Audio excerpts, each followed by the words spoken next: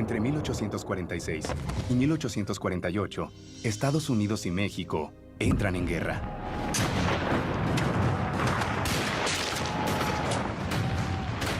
Al finalizar la contienda, México pierde casi la mitad de su territorio y Estados Unidos se convierte en una potencia continental. Sobre el final de este enfrentamiento armado, surge la leyenda de los niños héroes. 6 jóvenes cadetes del colegio militar mueren enfrentando al enemigo cuerpo a cuerpo en el castillo de Chapultepec. Para los mexicanos, son un ejemplo de valor y sacrificio y un símbolo de amor por la patria.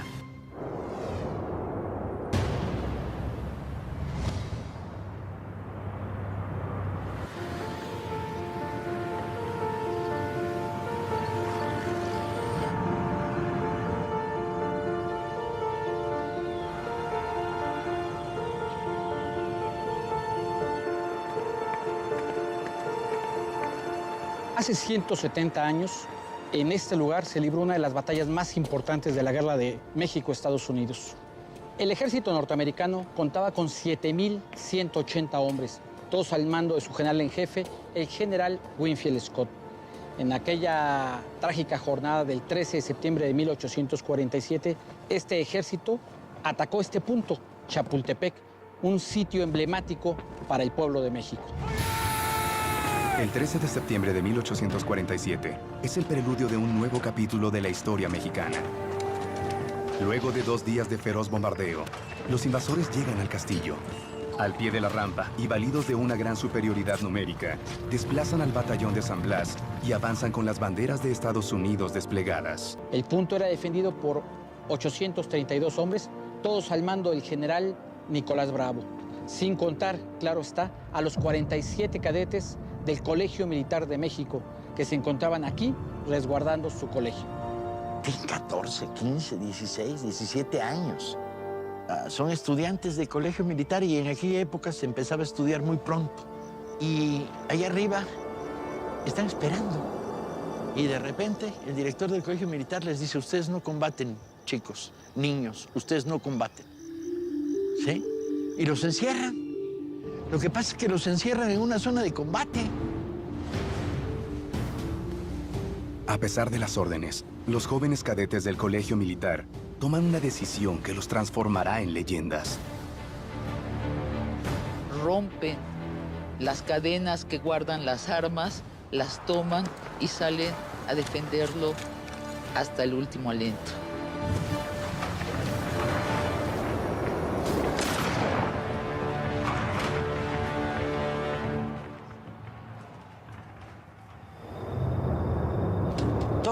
Todo tiene su origen en la Guerra de Texas, 10 años antes.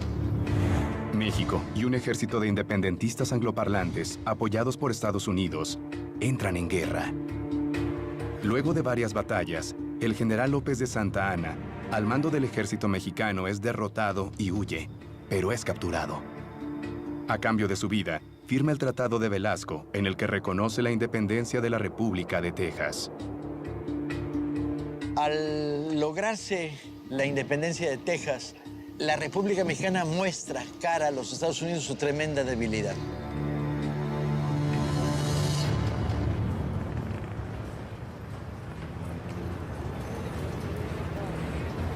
Te robo un momento. Suponte que tú estás como Santa Anna, capturado por el ejército norteamericano y te dicen: o firmas acá y cedes la tercera parte de México o te matamos. ¿Qué haces tú? Pues el personal es: si te gusta tu país, no, pues mátame. Porque México no se vende. Cuando en el 46 Texas se anexiona a los Estados Unidos, dando el pretexto formal para el inicio de la guerra, porque no había sido reconocida la independencia tejana por el gobierno mexicano, es en el cálculo de esta debilidad con la que Polk actúa, pensando ya desde el origen de la guerra la posibilidad de la anexión, sin nada, todo de una parte, desde luego de la frontera sur de Texas hasta el río Bravo y desde luego de California, que era el gran botín.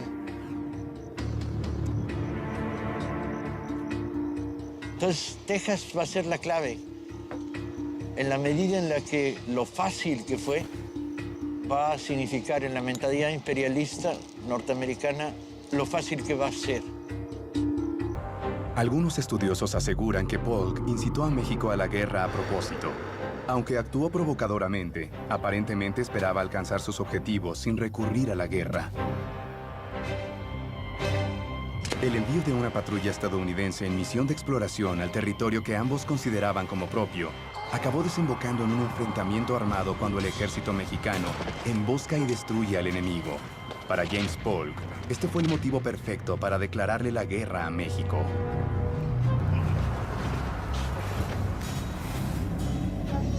En Washington, el Congreso escucharía al presidente enardecido. Sangre americana ha sido derramada en tierra americana.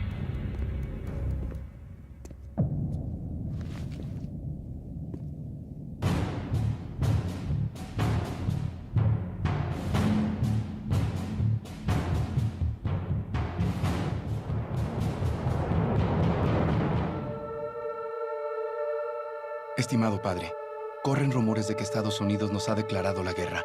Me encuentro esperanzado de poder defender los valores de la Academia Militar y el honor de nuestra patria.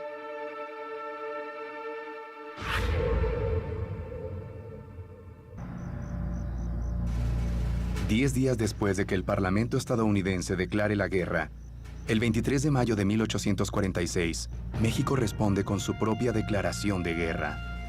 El presidente mexicano nombra al controvertido general Santa Anna al mando del ejército, enfrentando así a una guerra para lo que no estaba preparado económica ni militarmente.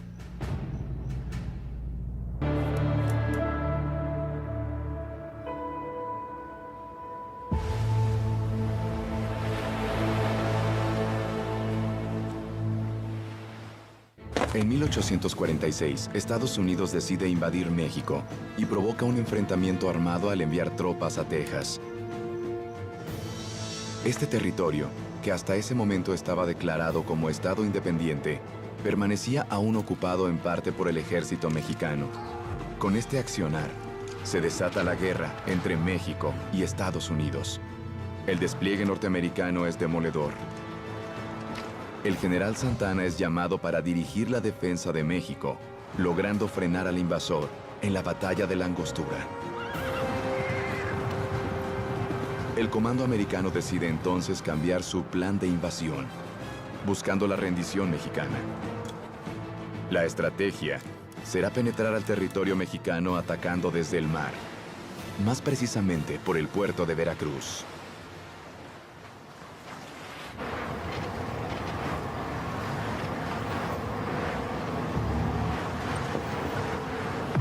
Esta va a ser una historia repleta de paradojas, de contrasentidos.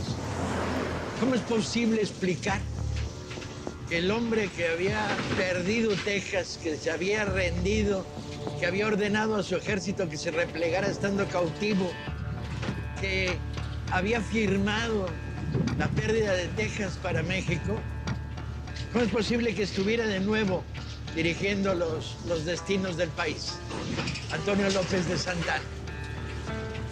¿Cómo es posible que una historia, la de la guerra de 1846-47 entre México y Estados Unidos, cómo es posible que esta historia, cuya lógica obvia es la invasión desde el norte hacia el sur, tenga su momento clave en Veracruz, en un puerto del centro, del sur, oriente del país? Bien, la respuesta es muy sencilla. El ejército que avanzaba desde el norte se vio trabado. Las primeras batallas no les fueron totalmente favorables. El desgaste, las deserciones eran muy altas. Y entonces, en esa lógica, deciden el general Taylor que le manden refuerzos en cantidades desmesurables. Y el gobierno del presidente Polk medita el asunto y decide una segunda intervención. Ya no por la línea del norte, sino por la costa. Ergo, empezamos en Veracruz. ¿Por qué no? Siempre está bien empezar en Veracruz, ¿no? De todos los lugares del mundo donde se podía empezar una historia, Veracruz está muy bien, muy bien.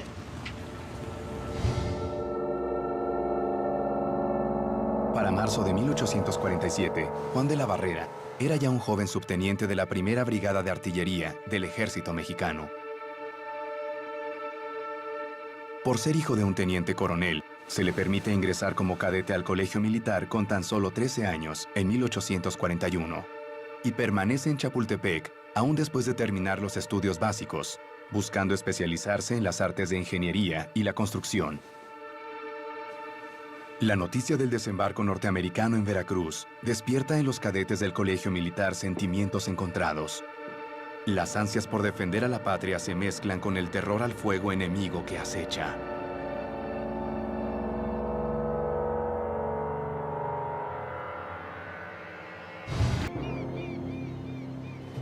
...200 barcos de la Marina cercaron el puerto.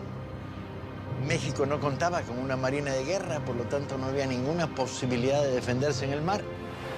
Además del bombardeo desde el agua, se produce un desembarco armado, considerado el primer ataque anfibio de la historia.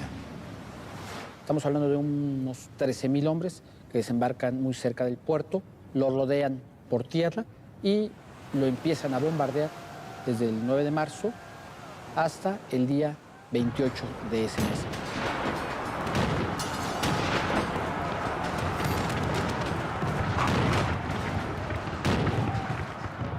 Las fortificaciones militares de Veracruz no eran malas, sobre todo esta fortaleza San Juan de Ulúa, que estaba muy artillada.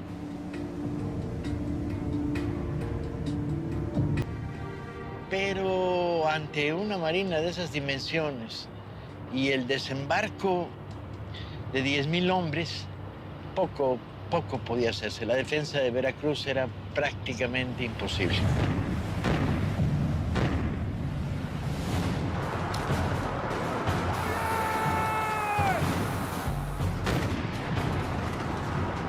Para rendir al puerto, la escuadra de Conner no solo produjo el desembarco y el cerco de los pocos reductos que había del ejército mexicano en Veracruz, sino que ejerció un bombardeo despiadado sobre la ciudad, absolutamente inútil desde el punto de vista militar, y más que nada como una demostración de fuerza y de poderío de un ejército imperial sin ninguna moral pública. ¿Por qué bombardear una población indefensa cuando estaban aislados los reductos? No había una fuerza significativa que podía defenderlos. En este intenso bombardeo padeció la población civil, hombres, mujeres, niños, ancianos, que sufrieron los estragos de la guerra.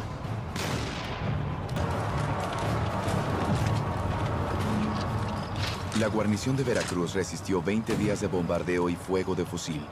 Las bajas, tanto militares como civiles, se contaban por cientos y los heridos quedaban librados a su propia suerte. Con un ejército totalmente diezmado sin municiones ni alimentos, Santa Anna se ve obligado a capitular. Hasta que después de 24 horas, el ejército mexicano evacuó la ciudad y los americanos entraron.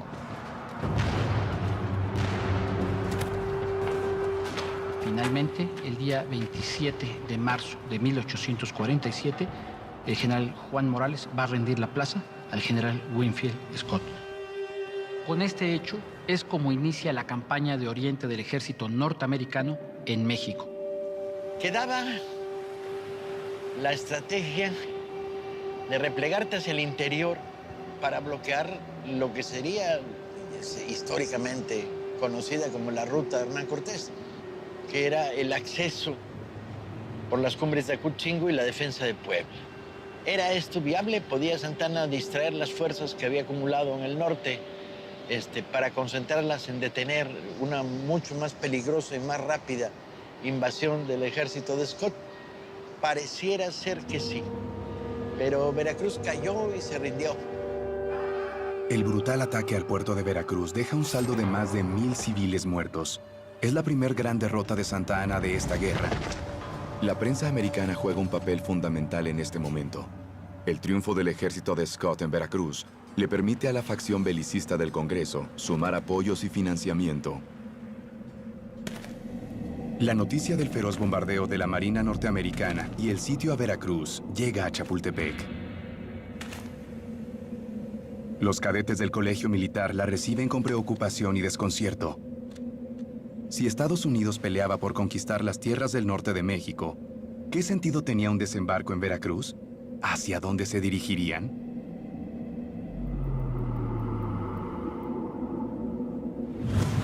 Nuevamente en esta guerra de sinsentidos,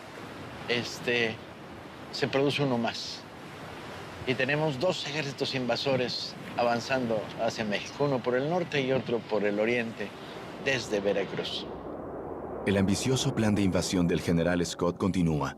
Las tropas estadounidenses avanzan desde el oriente hacia la Ciudad de México. La declaración de guerra por parte de los Estados Unidos sorprende al gobierno mexicano, que sin medir las consecuencias responde con su propio grito de guerra.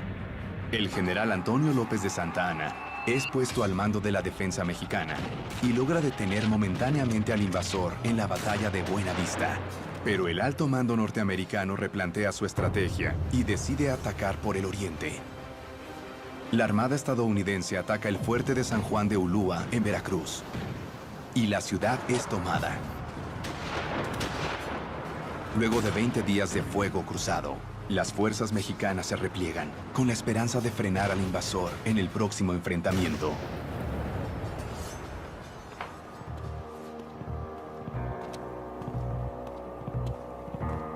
En la primera mitad del siglo XIX, la población americana creció tanto, entre 5 millones hasta 23 millones, y fue una expansión territorial que acompañó este proceso.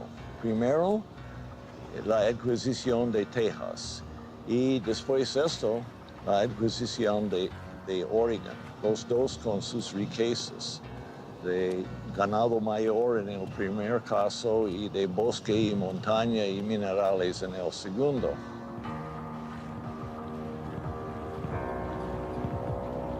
Debemos recordar que los élites americanos tenían profundos intereses en la expansión económica y de su poder político y estaban especialmente interesados en los recursos naturales de México. Y la explotación de los recursos naturales de México fue clave para algunos de los industriales norteamericanos para quitar esos recursos de México, construir máquinas y exportaciones para vender a Europa. Y en esta manera, México fue clave para el futuro norteamericano. ¿Le puedo hacer una pregunta? Sí, claro. ¿Sí? ¿Qué piensa de la guerra entre Estados Unidos y México en 1847? Uy, la desconozco. Bueno, cuando nos los invadieron. niños héroes nos invadieron. Ahora, México le declaró a su vez a Estados Unidos la guerra. Si usted hubiera sido soldado, ¿cómo hubiera recibido a los invasores?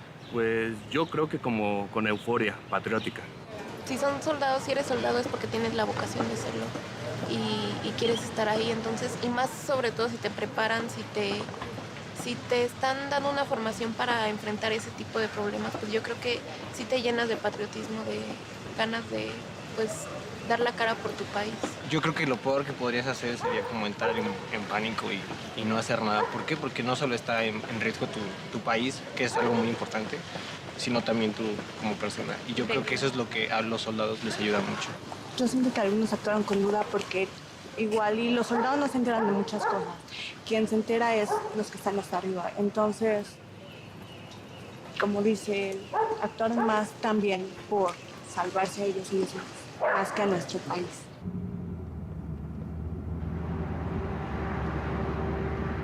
Los élites tuvieron su propia agenda y entre ellos se puede ver gente que fueron especialistas en la expansión del frontera.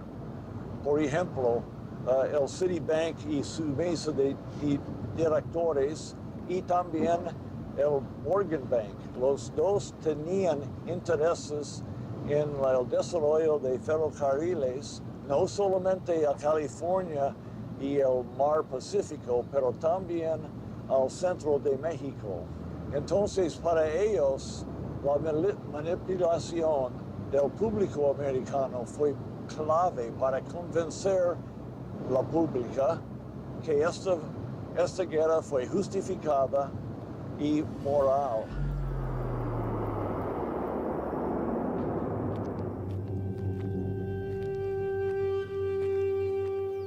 Aquí tenemos el sitio de la batalla de Cerro Gordo, que fue clave para la entrada de los norteamericanos al altiplano de México.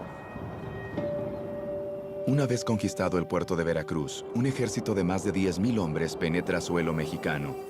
Se volverán a enfrentar con el ejército mexicano en el punto de Cerro Gordo. El problema para los mexicanos fue para parar un avance de un ejército con máquinas de guerra nueva y poderosa. Los cuadros de mando en el ejército estadounidense eran soldados egresados de la Academia de West Point, sumamente preparados, mientras que los del ejército mexicano eran improvisados, sobre todo en el cuerpo de generales.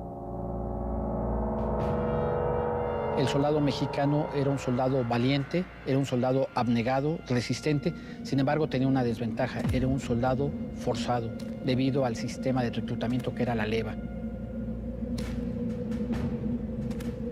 Por parte de los norteamericanos eran soldados voluntarios, en su mayoría ya fuera del ejército permanente o ya sea de unidades de voluntarios. Por parte del ejército estadounidense tenían un excelente servicio de intendencia que permitía que el soldado norteamericano estuviera bien atendido y bien abastecido en cualquier lugar donde se encontrara. El ejército mexicano no tenía un servicio de intendencia, eso provocaba que el soldado tuviera que salir del campamento a buscar su alimento o simplemente en el caso del servicio de sanidad no se contaba con un cuerpo médico militar.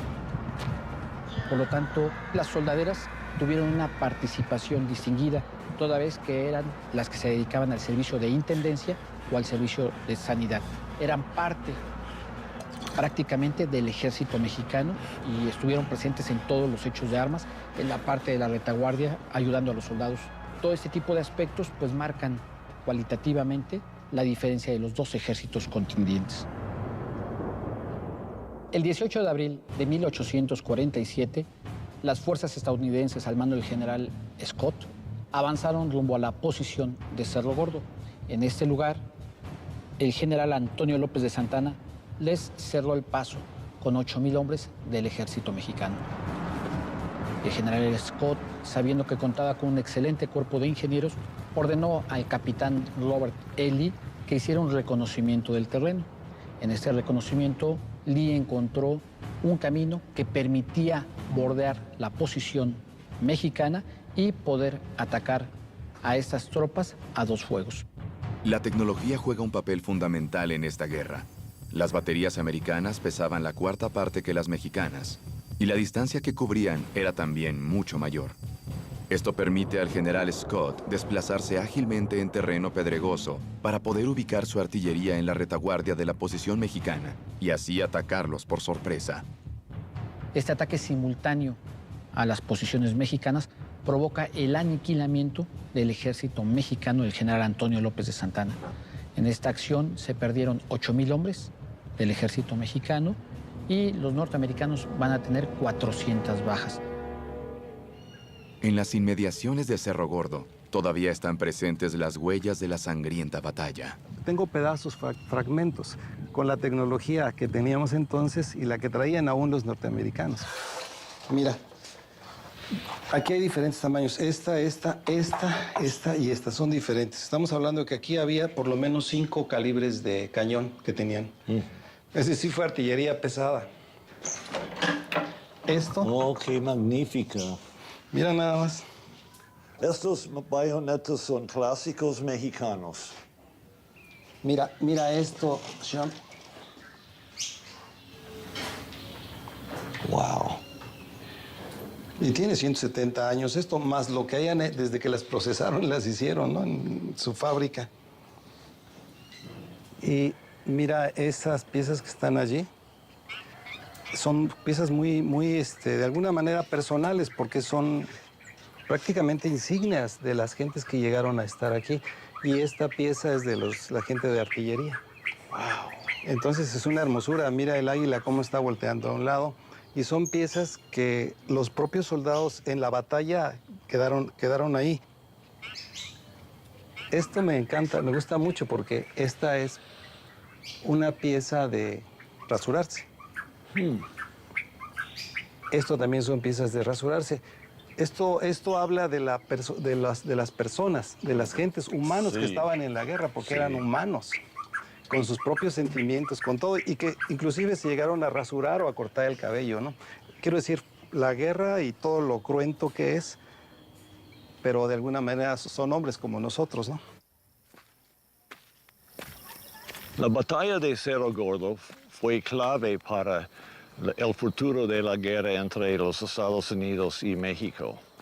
Y después de esta confrontación, las fuerzas americanas pasaron por el valle atrás al poniente, llegando al altiplano de México.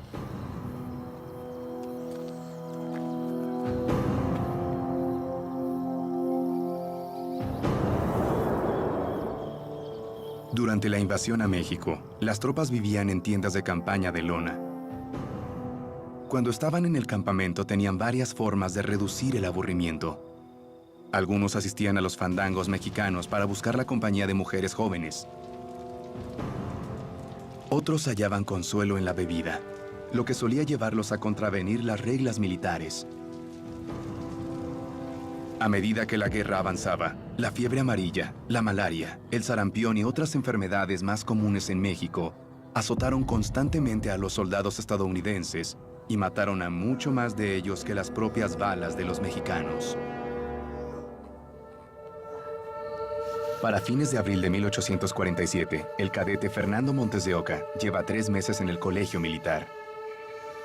Desde allí, Fernando escribe: "La situación es delicada, mas espero que nuestro valiente ejército detenga tarde o temprano al invasor, y así pueda nuestro general Santa Anna devolverle a México la gloria y el territorio que por derecho le pertenece".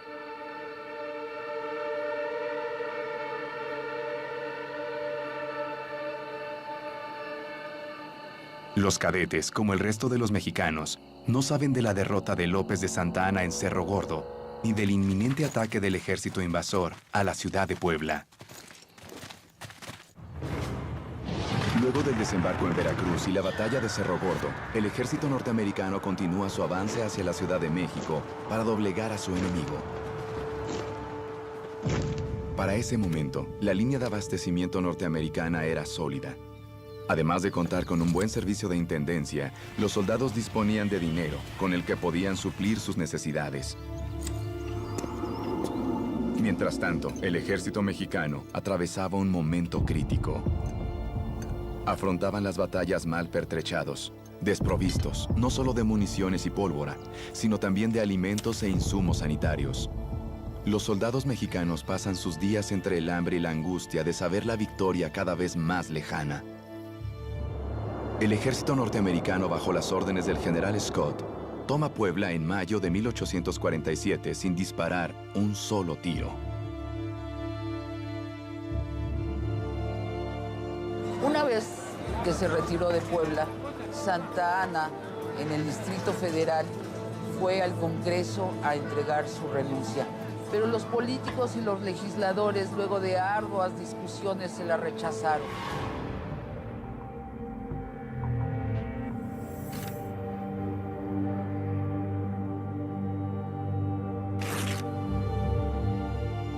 Entonces, había que proseguir la guerra contra Estados Unidos, pero antes ganar tiempo para reconstruir al ejército mexicano. Así, una comisión de legisladores viajó a Puebla a negociar la paz con los representantes del presidente norteamericano y mientras tanto Santa Anna pacientemente ganaba esos 100 días de respiro para reconstruir al ejército. Las exigencias norteamericanas fueron demasiado para los mexicanos y no se llegaba a ningún acuerdo. Las negociaciones de paz se volvieron insostenibles y su fracaso era inminente.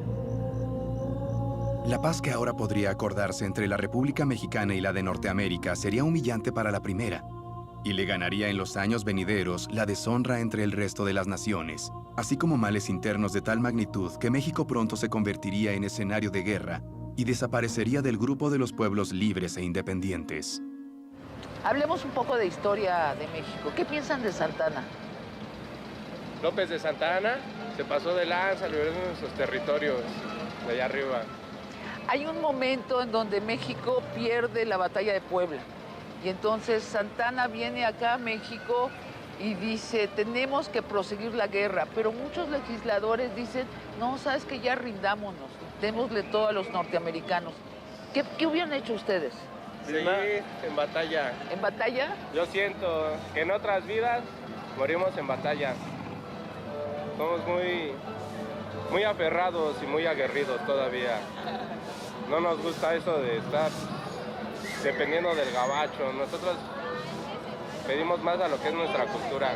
No sé, yo por lo menos también sí tengo bastante grabadas las palabras de Cuauhtémoc y que vamos a sobrevivir a la noche de los 500 años, ¿no? Así es, viene Entonces, nuestra revolución. nuestra cultura es lo suficientemente rica como para sobrevivir a todos estos...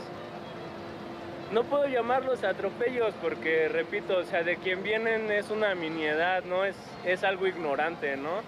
Cuando me ofenda, cuando me trastorne alguien que yo considere que tiene cultura, que es grande, bueno, ahí quizá ya tomaría otras cosas, ¿no? Pero pues como es esta misma cultura vacía, de materialista, pues sé que nuestra riqueza cultural está bien resguardada y pronta a florecer. Muchas gracias. Igual, buenas tardes. Hasta luego. Nos vemos. Entre julio y septiembre de 1847, Estados Unidos y México mantienen el alto al fuego. El ejército norteamericano aprovecha para reorganizarse mientras mantiene la posición de Puebla. El sitio a esta ciudad repercute especialmente a Vicente Suárez, nacido en esa ciudad en abril de 1833. Proviene de una familia muy humilde y en su breve vida cargó a cuestas una gran pobreza. Su padre, un ayudante de caballería, lo alista en el colegio militar con tan solo 12 años, contra lo que marcaba el reglamento del propio colegio, que admite alumnos de entre 14 y 18 años. Luego de 3 meses de alto el fuego, finalmente las negociaciones diplomáticas entre México y Estados Unidos fracasan.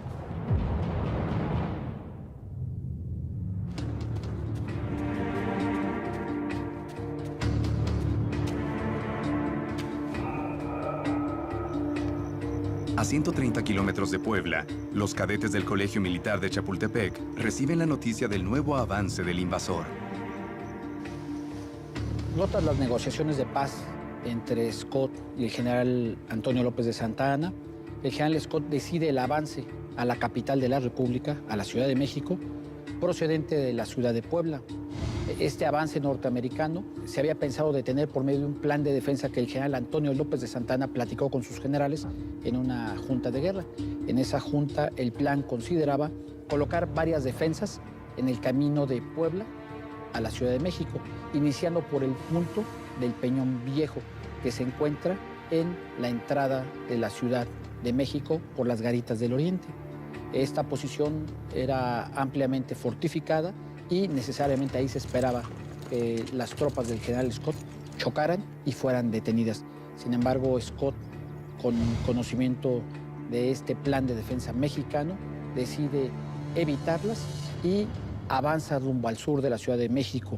López de Santa Anna había previsto el ataque norteamericano a cualquier punto defensivo de la ciudad y por lo tanto ordena que un ejército mexicano defienda el sur de la Ciudad de México, apoyado por la División del Norte del Ejército Mexicano al mando del general de división Gabriel Valencia.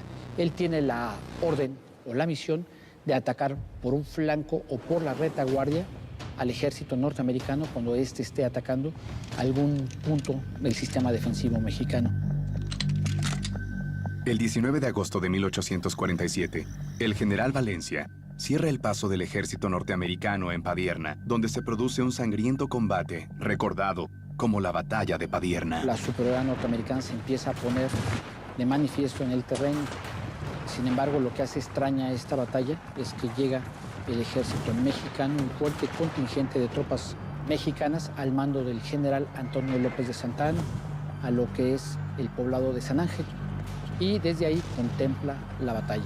Todo el mundo esperaba la tarde-noche de ese 19 de agosto de 1847 que Santa Anna atacara el flanco derecho de la posición norteamericana. Sin embargo, no lo hace. Esta actitud extraña deja en un grave predicamento a la división del norte del general Valencia, que es al día siguiente aniquilada completamente. Esta victoria en Padierna permite al general Scott continuar con su avanzada hacia la Ciudad de México.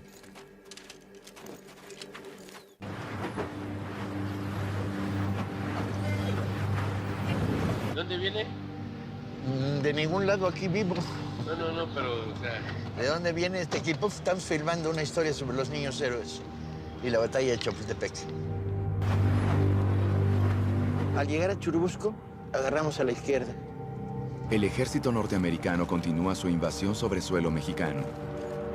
La embestida militar comenzada en Veracruz había logrado dominar las posiciones de Cerro Gordo y Puebla. El ejército mexicano había desaprovechado la oportunidad de detener al invasor en la batalla de Padierna, pero las diferencias entre los generales Valencia y Santa Anna fueron decisivas para perder la posición. Derrotado el ejército del norte, el general Santa Anna ordena que la Guardia Nacional del Distrito Federal y el Batallón de San Patricio se fortifiquen en el convento de Churubusco. El Batallón de San Patricio estaba formado por irlandeses católicos que habían sido reclutados por el ejército estadounidense, que una vez en México cambiaron de bandera al descubrir que eran parte de una agresión injusta y desigual, muy parecida a la que los ingleses perpetraban contra su patria. Curioso que se conserven los 7 cañones que defendieron el puesto. En este país donde le hicieron chatarra todo, las 7 piezas de artillería están aquí. Se conservaron, porque quizá la defensa del convento fue uno de los momentos gloriosos y no de los momentos oscuros de la batalla por la Ciudad de México. Pero era una tremenda estructura defensiva, ¿no?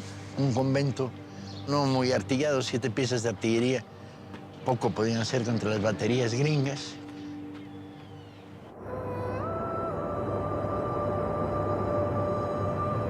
El ejército norteamericano se encuentra a menos de 9 kilómetros de Chapultepec.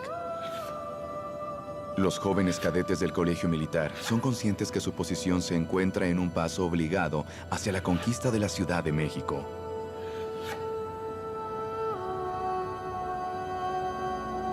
Por aquel entonces, Francisco Márquez tiene 13 años de edad. Había ingresado al colegio solo unos meses antes. Huérfano de padre, su madre se une en segundas nupcias con un capitán de caballería de quien Francisco toma el amor por las armas. Su padrastro se encuentra combatiendo al ejército invasor, por lo que el colegio lo acepta como alumno aun cuando no cumple con la edad mínima de 14 años, requisito para enlistarse. Desde su posición puede escuchar cómo sus compatriotas se preparan para contener al invasor.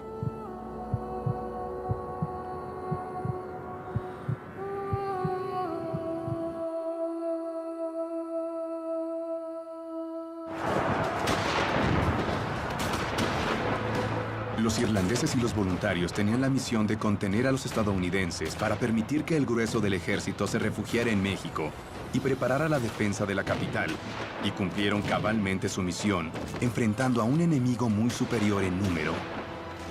Sin embargo, después de rechazar a los atacantes varias veces y de infligirles pérdidas cuantiosas, los defensores de Churubusco se encontraron inermes y hubieron de rendirse al invasor. Churubusco, convento de Churubusco, donde se va a dar la batalla en lo que hoy es el Museo de las Intervenciones, La virtud del grabado es que te da una imagen bastante precisa de cómo era la Ciudad de México. Estás en despoblado absoluto. La ciudad se ha comido todo alrededor y la ha integrado. Pero era un ranchito separado del conjunto de la Ciudad de México. La Ciudad de México era muy chiquita, la zona central histórica. Aquí lo tienes, al malo de la película. Este es el Santa Anna versión guapo. Hay una cierta nobleza en el rostro, cosa que no vas a encontrar en posteriores retratos. Es importante. Entre los cultos laicos de este país está el reconocimiento de los San Patricios, de los irlandeses, y la cantidad de ellos que cayeron en la defensa de Churubusco. Es un museo extraño, ¿no? Que celebra las intervenciones extranjeras en la historia de México. Hay una componente masoquista en eso.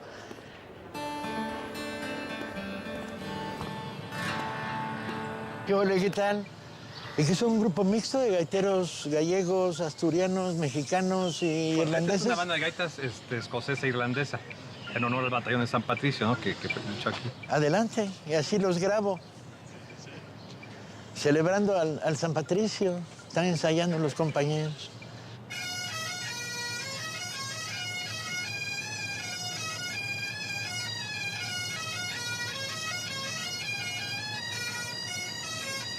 En medio de la rememoración del desastre, la derrota, la traición, el descuido, los generales incompetentes, los pocos momentos de gloria se conservan. Es notable que se haga este homenaje a los irlandeses del San Patricio.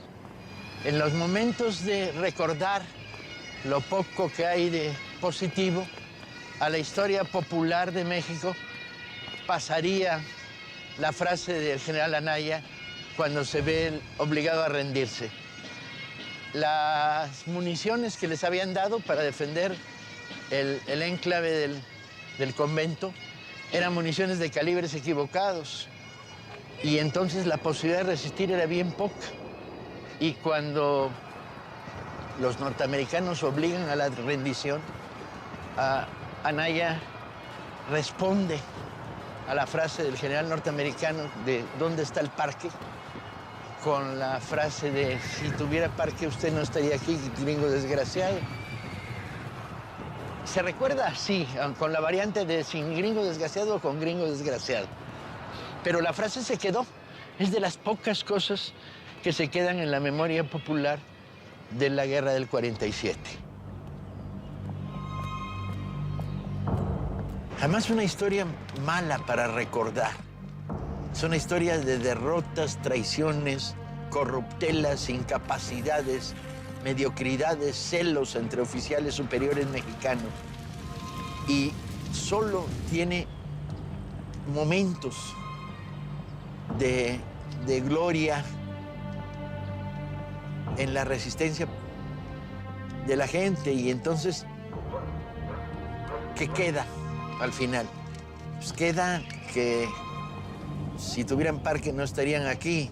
Quedan los San Patricios que se incorporaron a la retórica de la memoria popular mexicana, los irlandeses. Quedan Castillo de Chapultepec, los niños héroes.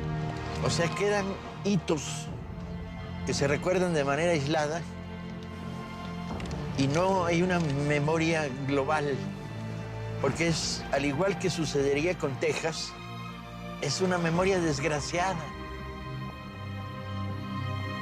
Luego de la derrota en Churubusco, los estadounidenses avanzan contra las posiciones mexicanas de Molino del Rey. La guerra entre Estados Unidos y México, conocida como Guerra de Intervención Estadounidense, comienza formalmente con las declaraciones de guerra hechas en mayo de 1846. Se inicia como consecuencia de las pretensiones expansionistas de Estados Unidos, lo que origina que el ejército norteamericano penetre suelo mexicano para doblegar a su enemigo. Comienzan la invasión por Veracruz y toman las posiciones de Cerro Gordo, Puebla y Churubusco. Para septiembre de 1847, el ejército invasor continúa su brutal embestida hacia la Ciudad de México.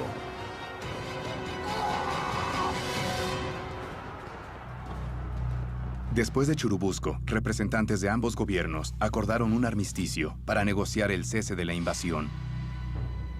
Al descubrir los mexicanos que Texas ya no era motivo de la guerra, sino la pretensión estadounidense de obtener mayores territorios, se rompió la tregua el 6 de septiembre de 1847. 2 días después, los estadounidenses avanzaron sobre Molino del Rey, cerca de Chapultepec.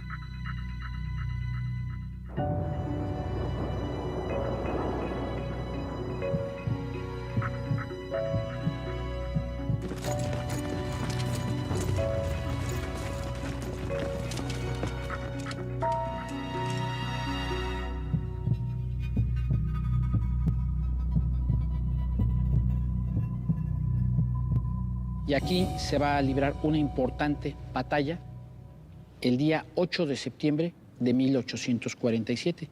Esta batalla se conoce como Batalla del Molino del Rey.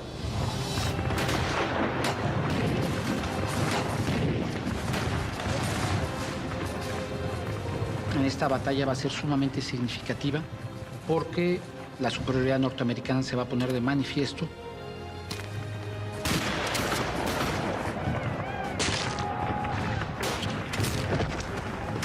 Por lo tanto, se va a perder este hecho de armas, lo que va a permitir que solamente entre el ejército norteamericano y la Ciudad de México queda como punto defensivo el Cerro de Chapultepec, que tiene el Castillo de Chapultepec, sede del Colegio Militar de México.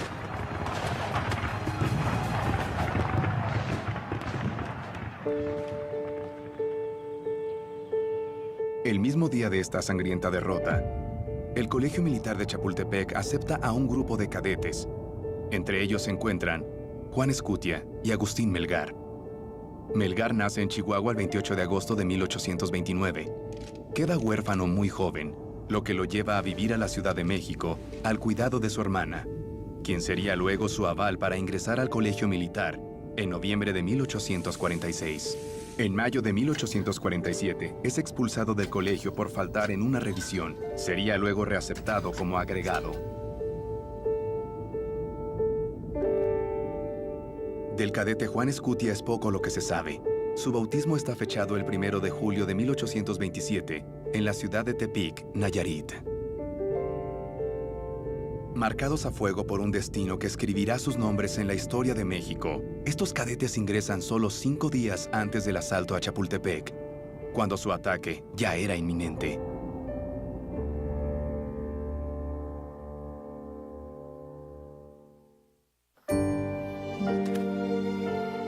Con la presencia del ejército estadounidense en el perímetro de la ciudad, la población de la Ciudad de México se vuelve partícipe activo del conflicto. La situación en la Ciudad de México era complicada. La población, que relativamente había estado en calma durante todo el conflicto, se empezó a agitar ampliamente. Sabía que el ataque norteamericano a la capital de la República era inminente en cualquier momento y ello motivó que no solamente se apoyara al ejército mexicano por medio de la creación de unidades de Guardia Nacional, como fueron los polcos que se distinguieron en los distintos hechos de armas a lo largo de toda la campaña del Valle de México, sino que además de todo, civiles sin armas, sin ningún tipo de herramienta, se unieran a los contingentes del ejército mexicano para la construcción de trincheras, de zanjas, apoyar en la reparación del armamento y en la atención a los heridos. Por otra parte, el ejército norteamericano contaba con un recurso mucho más poderoso que la colaboración civil, una efectiva línea de comunicaciones. En la guerra entre Estados Unidos y México, las innovaciones tecnológicas jugaron un papel clave. En ningún aspecto de valor estratégico más importante que en el de las comunicaciones.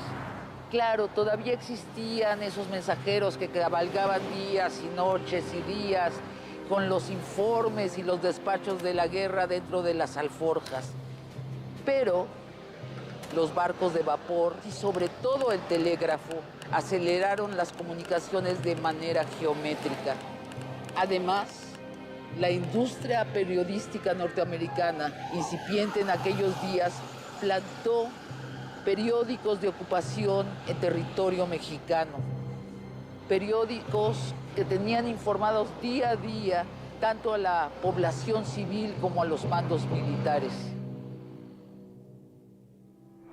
El ejército invasor estaba cerca de concretar el objetivo final de su campaña militar. La superioridad del enemigo dejaba a los mexicanos con pocas alternativas para su última defensa. Quedaba la posibilidad de como se haría años después contra la invasión francesa, de combatir casa por casa, ¿no? De llamar a la insurrección popular contra el ejército invasor. Pero Santa Anna nunca estuvo en esas lógicas, siempre estuvo en la lógica militar más tradicional. Entonces le opone a la invasión el último baluarte, que es el castillo de Chapultepec, pobremente defendido y con los cadetes del colegio militar adentro. Va a ser el momento simbólico más potente de la guerra. Otra vez porque la presencia de los actos de heroísmo de los jóvenes cadetes y de los defensores del pie del castillo van a dar en medio de este clima de desazón, imposibilidad, incapacidad, van a dar una especie de rayo de luz sobre un pueblo que resiste. Chapultepec va a ser la última batalla importante de la guerra del 46-47.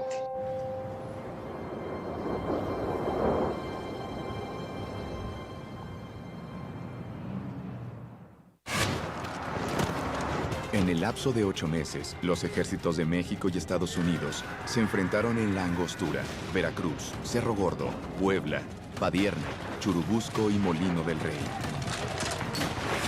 Para septiembre de 1847, el ejército norteamericano comandado por el general Scott está cerca de culminar su campaña militar por suelo mexicano.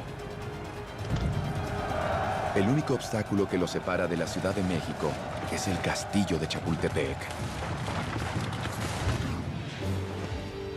En el corazón de la Ciudad de México, el bosque de Chapultepec, el castillo de repente se aparece, armado como un palacio virreinal. Nunca pretendió ser un castillo. Al inicio de los años 30 del siglo XIX, se va a convertir en colegio militar.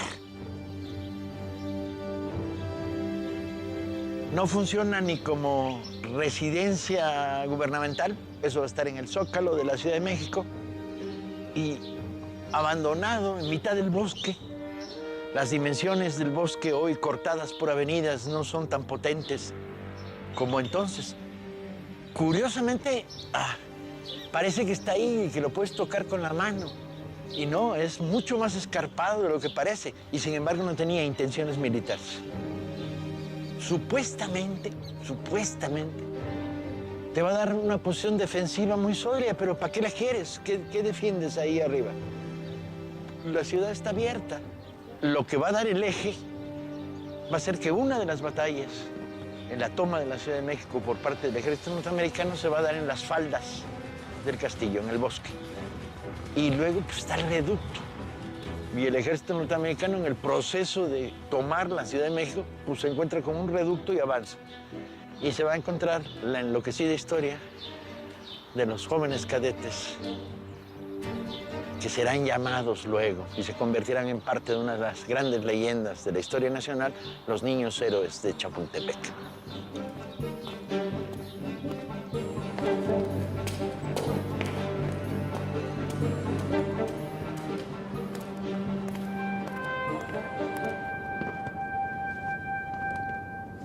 Hace 170 años, en este lugar se libró una de las batallas más importantes de la guerra de México-Estados Unidos. El ejército norteamericano contaba con 7,180 hombres, todos al mando de su general en jefe, el general Winfield Scott.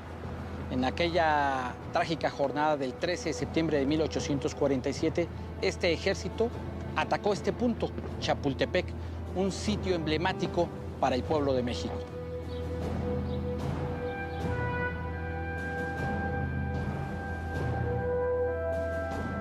Tantas cosas han sucedido aquí en lo más alto del Cerro de Chapultepec. Desde la época de Moctezuma, cuando el emperador azteca tenía aquí sus baños termales y un jardín botánico y un zoológico. Luego los virreyes empiezan a construir el casco de lo que será el palacio poco a poco. Maximiliano, el emperador que nos mandaron los austriacos, que nos mandó Napoleón III, construye desde el palacio hasta el centro de la Ciudad de México una gran avenida que hoy llamamos Avenida Reforma, el Champs-Élysées de Maximiliano. Y en medio de todos esos eventos, el momento más trascendente de esta atalaya que domina la Ciudad de México. El día en que el ejército norteamericano trepa por las faldas del Cerro Chapultepec para tratar de asaltar el colegio militar.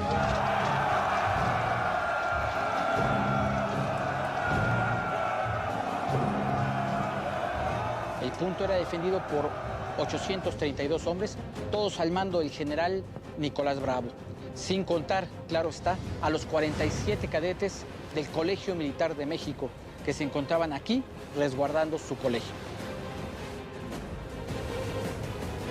Los cadetes tienen 14, 15, 16, 17 años. Son estudiantes de colegio militar y en aquella época se empezaba a estudiar muy pronto. Era parte de la educación formal de un joven entrar en lugar de una escuela normal en una escuela militar. Y allá arriba están esperando. El país está bajo invasión extranjera. El ejército norteamericano está en las puertas de la Ciudad de México. Ya se han producido los grandes combates que han derrotado al ejército formal. Y ellos son los cadetes. Y de repente el director del colegio militar les dice, ustedes no combaten, chicos, niños, ustedes no combaten. ¿Sí? Y los encierran. Lo que pasa es que los encierran en una zona de combate. Le ponen candado a la armería, de tal manera que los fusiles que usan para su entrenamiento, a las prácticas militares, están con candado.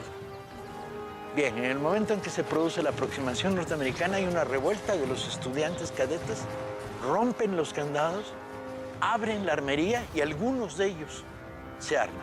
Desobedeciendo las órdenes, los cadetes toman sin saberlo una decisión que sellará sus nombres en la historia de México.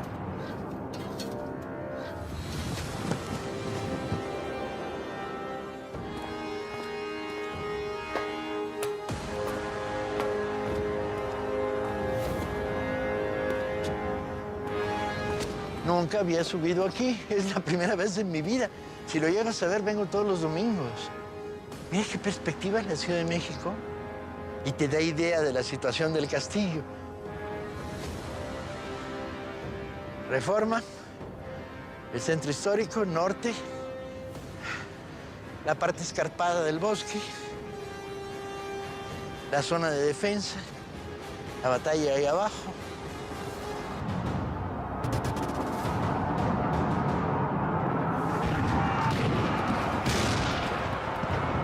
Durante las primeras horas del alba, el castillo fue bombardeado por la artillería estadounidense. A las 9 de la mañana exactamente, comienza el asalto de la infantería a pie. Les tomó solamente una hora derrotar al ejército mexicano.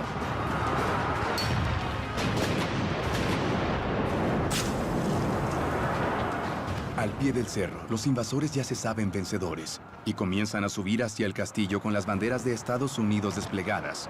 Pero encuentran una última resistencia. Desde el interior de la fortaleza, algunos jóvenes cadetes del colegio militar no se rinden y defienden la bandera nacional a fuerza de balas y lucha cuerpo a cuerpo hasta la muerte. El cadete Fernando Montes de Oca muere asesinado por la espalda. Tenía 18 años. El teniente del Cuerpo de Ingenieros Juan de la Barrera muere en la defensa del Hornabeque, ubicado al sur del cerro. Tenía 19 años. El cadete Vicente Suárez muere en el puesto de centinela.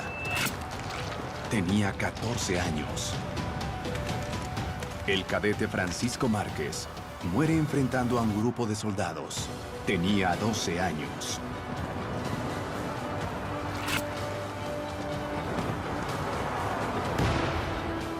El cadete Agustín Melgar dispara al invasor hasta quedarse sin municiones. Tenía 18 años. De la vida de Juan Escutia poco se sabe. Sin embargo, su muerte se transformó en leyenda. Para evitar que caiga en manos enemigas, se envuelve en la bandera patria y se arroja al vacío.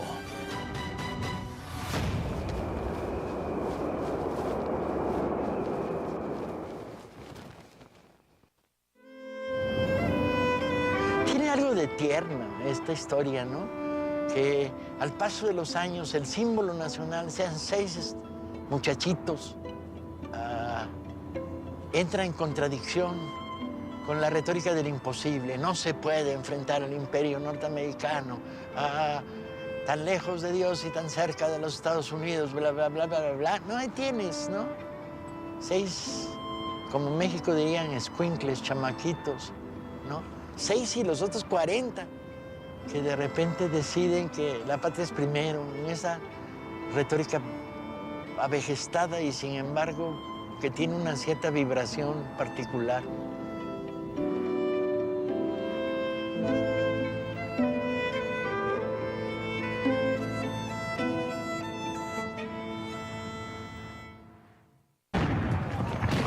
El 13 de septiembre de 1847, luego de 2 días de feroz bombardeo, los invasores atacan el castillo de Chapultepec. Al pie de la rampa, el batallón de San Blas es destrozado. Los norteamericanos avanzan sabiéndose vencedores, aunque un pequeño grupo resiste desde las alturas del castillo, los jóvenes cadetes del colegio militar. Fernando Montes de Oca, Juan de la Barrera, Francisco Márquez, Vicente Suárez, Agustín Melgar y Juan Escutia dan su vida en defensa de la soberanía nacional. Pasarán a la historia como los niños héroes de Chapultepec.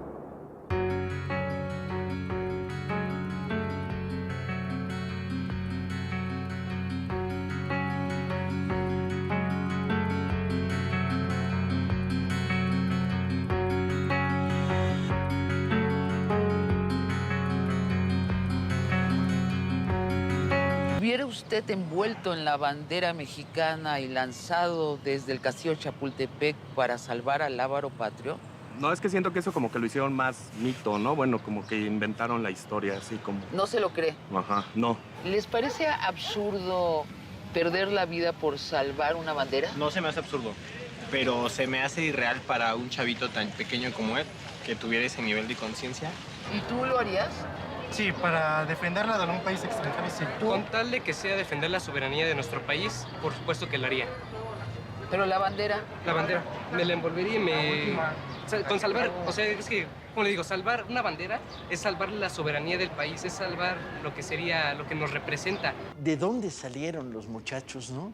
Porque uno tiene la vaga idea de que siendo un colegio militar de la Ciudad de México, eran chilangos y no lo eran. No. Tenemos elementos representativos de toda la República Mexicana.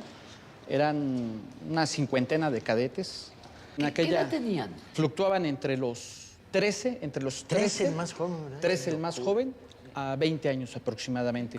Estamos hablando de que son 6 los que salen muertos en esa fecha del 13 de septiembre de 1847. Los 6 dan la vida por la patria. Pero no son 6 nada más, estamos hablando de una 40 de cadetes, aproximadamente 47. Son 6 que mueren, 4 heridos y 37 que quedan prisioneros. ¿Y todos ellos se quedan resistiendo el embate a pesar de que les dicen que se rindan? Por supuesto, tenemos documentación en el Archivo Histórico de la Secretaría de la Defensa Nacional que demuestra que a las 2 compañías del Colegio Militar de 30 jóvenes cada compañía, eran 60 cadetes, en ese momento se les da franquicia o se les deja ir del colegio militar, precisamente para que se vayan. ¿Que no estén en zona de guerra? Que no estén en zona de guerra. ¿Por qué? Porque el colegio militar no es una institución de guerra. Se estudia la guerra ahí, pero es un plantel educativo.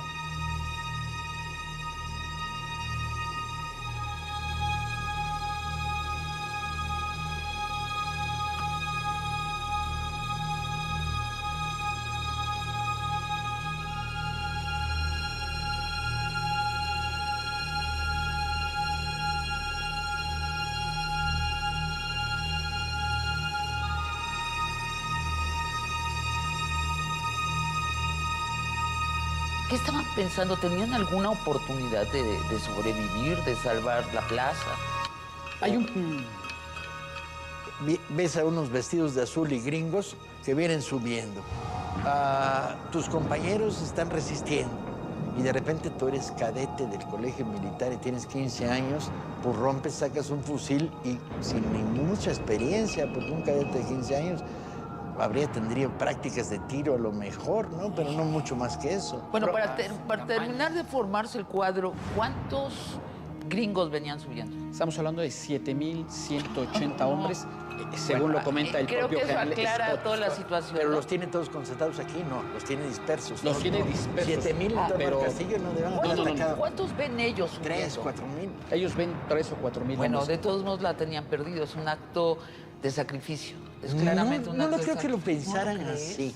Nunca piensas en el sacrificio. Por ejemplo, la versión que se convierte oficial en el porfirismo es se envolvió en la bandera y se tiró. Sí. No, vio la bandera, evidentemente. Vio que estaban entrando los gringos. Recoge la bandera, sale corriendo, va sobre el pretil, le pega un tiro y se cae con la bandera.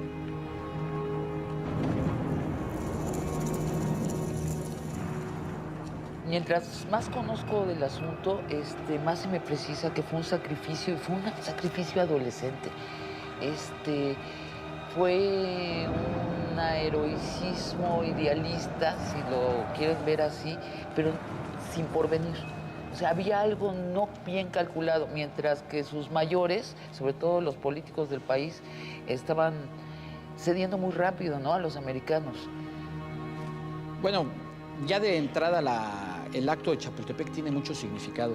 Lo que detiene a los norteamericanos que se encuentran en Tacubaya y su avance a la Ciudad de México es Chapultepec. Es un obstáculo natural, por un lado, pero por otro lado tiene un valor estratégico y de moral. Estratégico, ¿por qué? Porque es la sede del Colegio Militar de México. O sea, militarmente hablando, el lugar es significativo para las tropas mexicanas, para el ejército. ¿Qué pensaban los mexicanos de ese momento? Los americanos estaban entrando y ¿qué iba a pasar con ellos? ¿Se iban a quedar los americanos? ¿México se iba a volver una anexión de Estados Unidos? ¿Qué pensaban? Sus pensamientos de algunos fueron muy feroces y agresivos. Robert E. Lee, el futuro jefe de las fuerzas de la Confederación en el sur durante nuestra guerra civil, escribió una carta que ahora está en Pensilvania diciendo que los mexicanos deben estar echados al mar para tomar este magnífico país para nosotros. Echados al mar. Esta brutal campaña militar culminará con la toma del castillo de Chapultepec. Luego el camino estará libre. Sin embargo, aun cuando la batalla estaba perdida, los registros militares estadounidenses dejan constancia de una heroica defensa que trascenderá su propio mito. La historia de un grupo de cadetes que nunca se rindió. Los últimos disparos, y aquí sí quiero enfatizar eso, que en las fuentes estadounidenses reconocen que los últimos disparos que recibieron sus tropas fueron de los alumnos del Colegio Militar de México. Fueron la última resistencia del castillo de Chapultepec.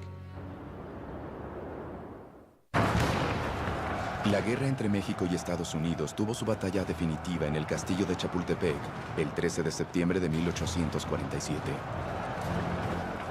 El ejército mexicano es rápidamente vencido y los cadetes del colegio militar dan la vida defendiendo su bandera. El camino hacia la Ciudad de México está liberado para que el invasor haga su entrada triunfal.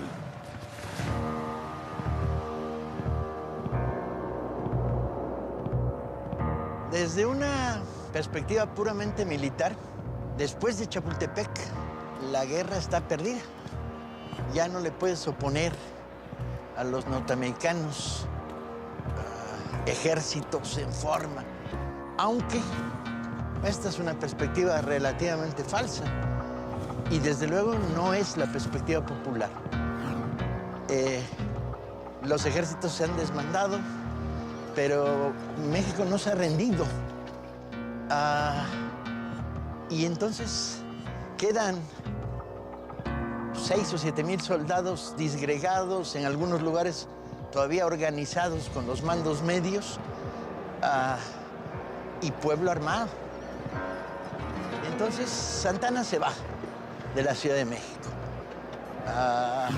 Simula que va a ir a combatir a Puebla, hace una finta, fracasa, renuncia a la presidencia y adiós muy buenos. Nos quedamos sin el líder máximo del desastre. En torno a la bandera central del Zócalo, el pueblo mexicano resiste. Sin embargo, la ocupación estadounidense de la Ciudad de México es inevitable. Las conversaciones diplomáticas para restituir la paz serán largas y complicadas.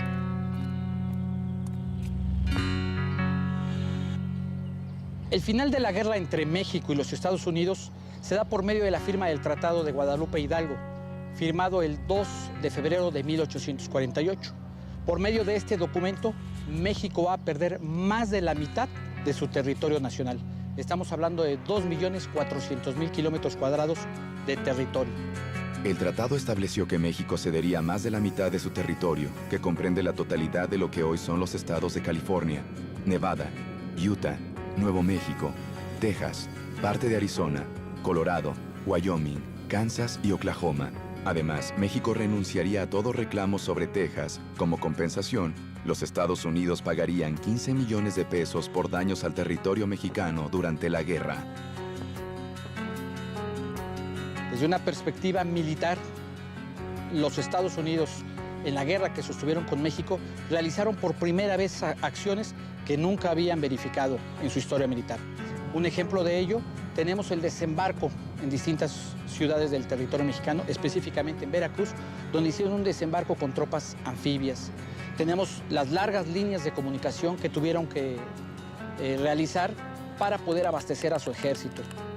También por primera vez van a tomar la capital de un país enemigo para ellos y le van a instaurar un gobierno militar. El costo militar para la Unión Americana fue tremendo, lo que va a provocar que se rompa el equilibrio entre el norte industrializado y el sur esclavista y que tarde o temprano se dé por la absorción de territorio mexicano la guerra entre el norte y el sur, que conocemos comúnmente como la Guerra de Secesión de los Estados Unidos de Norteamérica.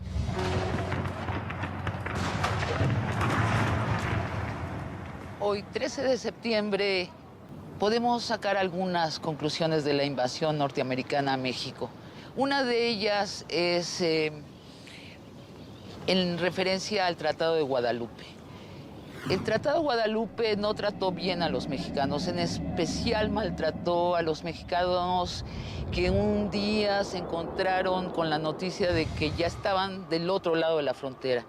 Los chicanos que hasta hoy lo dicen así, la frontera nos pasó por encima. No fue hasta 1930 que Norteamérica les reconoció derechos ciudadanos. Largos años de no ser ni de aquí ni de allá, de estar sin nacionalidad. Curiosamente, después del 46-47, la memoria de los niños héroes, los cadetes combatientes muertos, no va a formar parte para nada de la retórica nacional, ni siquiera la nacionalista antigringa, ni siquiera la reflexión sobre la herida abierta por la intervención norteamericana. Va a ser elaborada muchísimos años después por el porfirismo. Y además de una manera simplificadora. Construyen la imagen los niños héroes, los cadetes muertos. Y empieza a producirse los monumentos, los retratos, las imágenes, ¿sí? Porque en la memoria de la generación siguiente no va a haber esta imagen. Esta va a ser una manufactura muy posterior en la construcción del ideario porfirista, nacionalista que se arma. Sin embargo, los niños existieron, murieron combatiendo, no hay ninguna duda. Probablemente las maneras como se cuenta que murieron han sido adornadas en la elaboración histórica posterior, pero de que aquí hubo combate, de que los cadetes se insurreccionaron, de que rompieron los armones, de que se armaron y que dispararon contra los norteamericanos, está claro. De tal manera que cuando construyes esta pirámide que México se hace, de los mitos fundacionales. La historia de los cadetes del Colegio Militar está viva y súper presente. Respecto a los niños héroes de Chapultepec, estos jóvenes cadetes, mucha gente ha puesto en duda su existencia. Sin embargo, en el archivo histórico de la Secretaría de la Defensa Nacional de México existen expedientes de ellos, particularmente de los primeros 5, lo que es Juan de la Barrera, Vicente Suárez, Francisco Márquez, Agustín Melgar y Fernando Montes de Oca, de los cuales se cuenta con documentación que comprueba que vivieron y que murieron por la patria ese fatídico 13 de septiembre de 1847. Respecto al cadete Juan Escutia, existen testimonios de testigos presenciales que estuvieron en ese hecho de armas que demuestran su existencia. Finalmente, los 6 son héroes de la patria porque vivieron y murieron en defensa de México.